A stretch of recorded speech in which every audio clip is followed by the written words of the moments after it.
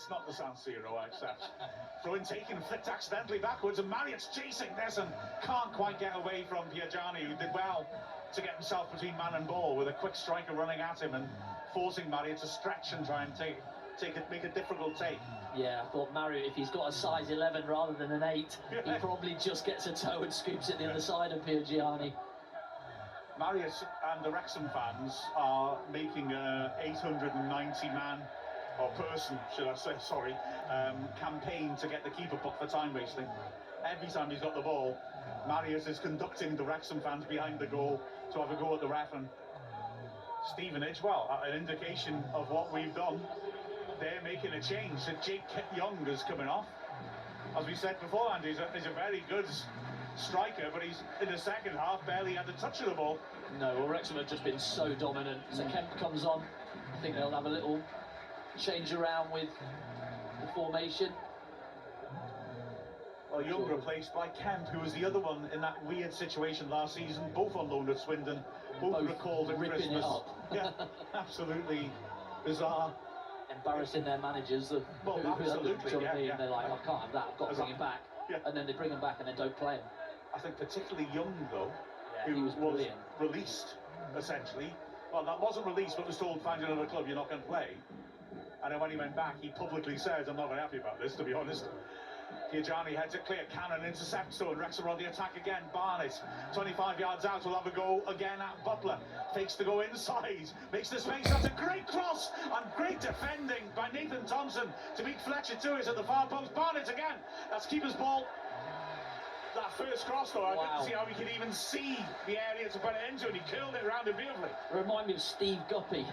Oh, he wow, was a player, the name for the past, but he never could beat anybody. Barney's got a brilliant little step over, and he just has to create that yard for him to then put it into, and when somebody goes and lunges to try and block it, and puts their arm out to block it to stay balanced, it's that gap between arm and leg that if you can get it through there, it goes right into that 6-yard line. Brilliant cross. I don't think Fletcher particularly read it quick enough. Really good defending though. And now here comes Reevan driving typically forwards, and he wins the free kick. It was a lunging tackle on him. In fact, Reevan has stayed down. Great burst by him. He is getting up. He's okay. In fact, the Stevenage player Thompson, as it appears to have come off worse. Free kick on the halfway line. And on the bench, Mullen and Palmer and Elliot Lee. Not about 3 bad subs, right? Not bad, yeah, absolutely. Well, I think this is just Parky's thinking we're on top at the moment. Yeah. It's fully in our hands. We can go. They've got them on the racks. Fletcher fighting, wins a good header on the edge of the box. It's put over the bar by McLean. It was never really got on top of that. Presentable chance on the edge of the D. Well, it was on his right foot. Yeah. Not particularly as sweet as his left. But a good second ball again. Wrexham winning everything. Cannon definitely made a difference in there. He's the one that's just picked up those second balls. The ball down the channel to Marriott. Piergianni just can't do a great deal with the header, but he heads into the middle and it's Cannon comes onto it and is able to pick it up. Long goal kick by Stevenage. Comes off Scar's back. Good challenge by Barnett, and he clears it as well. Marriott now sees Reevan in space, puts it rather behind him. Reevan still has some room in front of him. He helps it on again. McLean making that run round the outside of him. Wrexham go back on this occasion and move it across the back three. Subs still ready to come on. The ball, big diagonal by Scar, looking for the pace of Reevan, and he runs onto it. Does he keep it in? No, not quite. Unlucky. Difficult pass to try. Nearly got it right. Yeah, just drifted away, skidded off the surface as well.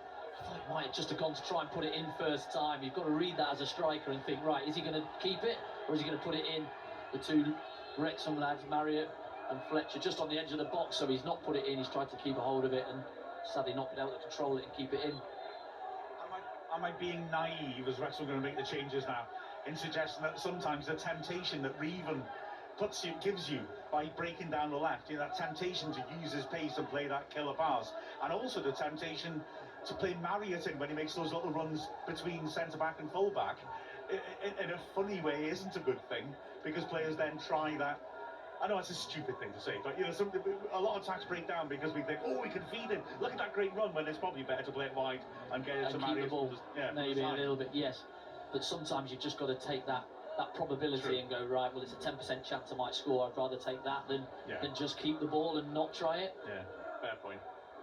Yeah, there'd be a lot of, if I was an actual manager, there'd be an awful lot of nil-nils. Or well, nils for my team, should I say. Because they'd come in and I'd say, lads, you kept the ball really well. It was pretty, I like that. That'll be it. But they haven't made the changes. There's a long period of treatment for a Stevenage player. Bolton, I think, is it? I'm not sure over I think it's centre mid goal scorer. I think it's Thompson. He went down in the challenge previously. Yeah. And then has just sat down, really. Mullen and Palmer actually went off to warm up again. They've taken their bibs off again. Just feels like if we're going to make the change, you might as well make it while the treatment's going on and not take some time out of the game. Fletcher's coming across to the bench, and so is O'Connor and McLean. So are we going to go to that? Well, we haven't seen it recently. Parkinson used to have his throw the kitchen sink approach, where he'd go to 4 with a diamond. Often it'd be Mullen at the front of the diamond and 2 strikes ahead of him. Just to see what we are going to do here with this. Well, that would suggest a back 4. Yeah, that's what I'm thinking. Yeah. And those are the changes. I mean, McLean will keep running till he drops, but I guess he's got to have a break at some point in his life. And yeah, it looks like they are standing in a back 4, aren't they, with O'Connor and O'Connell. 4-3-3. Would it be Lee on the left, Cannon on the right, Dobson in the middle, and then maybe, like you say, Mullen just at the top of that diamond? Yeah. He does like